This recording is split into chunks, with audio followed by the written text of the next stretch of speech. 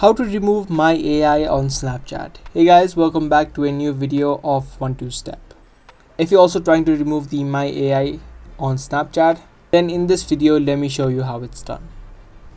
My AI is a chatbot which has been released on Snapchat. Previously it was available only for the Snapchat Plus users, but now it is available to everyone.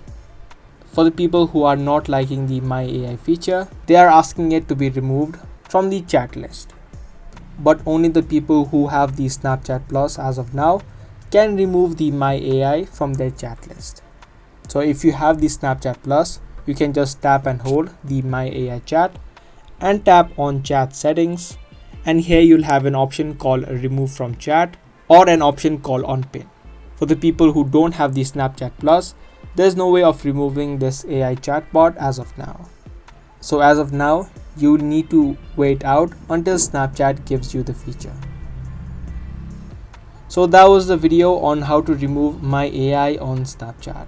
Be sure to give this video a thumbs up and also subscribe to our channel for more daily videos that we post. That's gonna be all for today. Thanks for watching.